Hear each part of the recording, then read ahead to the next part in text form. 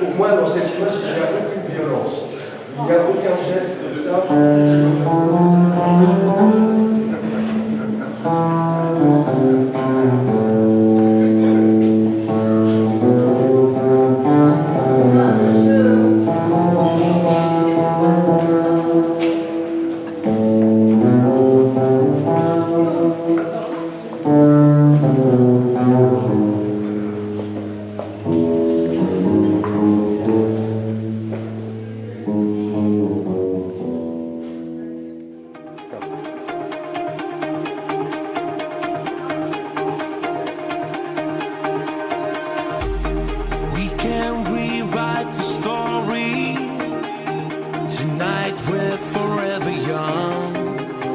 Tonight we're forever young.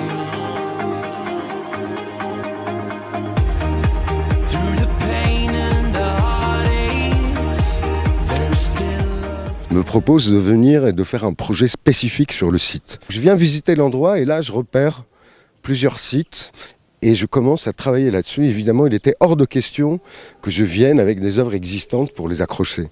Donc toutes les œuvres que vous voyez là ont été spécialement conçues pour ce projet-là. Je me suis rappelé justement de cet engagement national que Farid Belkaya avait. Il n'y a pas que lui, il était avec Melehi, avec Sheba, voilà, il y avait toute cette génération donc post-coloniale qui ont commencé à se dire « prenons-nous en main, prenons notre culture en main, elle est riche, elle est millénaire, on n'a pas honte de ça, et on va faire en sorte de mettre ça en avant ». Voilà. Et je me suis dit, ça serait assez logique finalement. C'est peut-être la partie qui fait le plus mausolée dans cette histoire. C'est pour ça qu'elle est dans le musée, au milieu de ses œuvres. Il y a ce Maroc fractionné, mais pas violemment, parce qu'il est fractionné administrativement comme ça. Et il y a Farid en feu, et il y a cet hymne national qui arrive de temps en temps, et il y a les œuvres. Et je pense que le point de concentration de mon intervention ici je suis Mohamed Elbaz. Ici, je suis Mohamed Elbaz dans la classe morte. Là-bas, je suis peut-être un peu moins Mohamed Elbaz. Alors, l'arbre, c'est une chose qui m'intéresse énormément depuis... on a fait des pièces beaucoup, mais plus en photo et tout, etc. Farid, ce que je racontais tout à l'heure, la première fois que je l'ai rencontré, c'était à la galerie Atelier 21, en 2009. Et il me dit, ah, tu travailles le néon, je rêve de faire un arbre en néon, il me dit.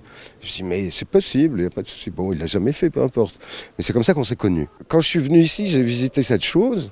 Évidemment, moi, je cherche toujours les lieux improbables. Et je vois cette colline, je dis, on monte, et je regarde autour de moi. Et là, je vois le parc, je vois les paysages, je vois les palmiers, je vois les montagnes. Et je me dis, putain, c'est là qu'il faut faire l'arbre. Alors, l'arbre, effectivement, pour moi, qui est une sorte de début de quelque chose, c'est un projet, c'est presque une maquette pour moi, ça. D'accord, c'est une maquette de quoi? Maquette, ben, je sais pas encore. Non, ça cache... Non, ouais, exactement. Vous savez, il y a une anecdote que j'aime beaucoup, c'est quand un arbre tombe dans une forêt, s'il n'y a personne pour l'écouter, est-ce qu'il y a du bruit? Est-ce qu'on entend? Enfin, vous voyez ce que je veux dire? Voilà.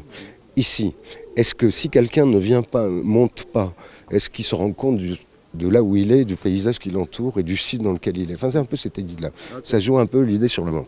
Là, ce qu'on a trouvé, je ne sais pas où il va aller. Il y a des pistes. Bon, il y a des gens intéressés, mais bon, non, je ne vous dirai pas. Vous êtes les journalistes, je ne vous dirai pas. Mais il y a des gens qui sont très intéressés pour la voir, mais je lui cherche encore la destination idéale. En sachant que, là, vous le regardez, par exemple, c'est pour ça qu'on a laissé les tubes ouverts. On va mettre, il y aura des lumières. Okay. Donc en fait, cet arbre qui fait 6 mètres de haut, avec les lumières, etc., il va en faire 150 de haut, ou 300, ou 400 mètres de haut. Ce projet, en fait, fait partie du projet initial de la Fondation Farid Belkaya. Et dès le départ, j'ai pensé qu'il serait important d'inviter des peintres confirmés, parce que l'un de nos premiers soucis est de voir l'historicité de l'art contemporain depuis donc l'indépendance. Farid Belkaya, lorsqu'il entame les cuivres, est réellement d'avant-garde. Et on voulait savoir comment, quelques décennies après, ce que l'avant-garde, aujourd'hui, au Maroc, marocaine, propose. Quelles sont ses interrogations, quels sont ses enjeux, quelles sont ses problématiques. Et donc, Mohamed Elbaz, donc c'est en aucun cas l'idée d'une confrontation avec une autre génération, mais au contraire, une continuité. c'est parce qu'il est l'avant-garde aujourd'hui, donc il est réellement au centre, disons, de quand même l'avant-garde marocaine. Chez tout artiste qui a du talent, eh bien, il y a des questions qui reviennent. Il y a la question de la mort, il y a la question de la mémoire, il y a la question du temps qu'on trouve chez tous les gens qui véritablement sont obnubilés par la créativité. Il y a 3 œuvres qui captent tout de suite l'attention, à savoir déjà le portrait de Falid Belkaya en flammes. Il y a l'arbre et puis il y a la carte du Maroc découpée selon les 12 régions administratives. Déjà, le choix de ces œuvres-là comme focus. Oui, alors il faut savoir que donc nous, quand on a invité Mohamed Elbaz, nous on lui a offert l'espace. Et ça a été passionnant de le voir évoluer. Il a réellement commencé à observer, puis prendre des notes, etc. Et il a réellement habiter l'espace. Il y a quelque chose de très très très puissant. Il n'a pas simplement investi les espaces, il n'a pas décoré les espaces, il les a réellement, il se les a appropriés. Et donc nous, on ne connaissait pas les œuvres avant qu'elles ne soient là.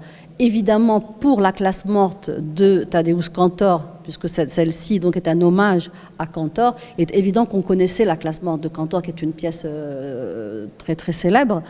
Mais comme je disais tout à l'heure, l'extraordinaire chez Mohamed Elbaz, c'est qu'il a réussi donc à sortir du néant de la mort, donc de ce qu'il appelle donc bricoler l'incurable. C'est évidemment tenter d'exister. Bricoler, c'est tenter, et l'incurable, c'est bien la mort. Donc tenter d'exister, c'est-à-dire comment retourner en affirmation ce qui est de l'ordre de la négation et de l'anéantissement.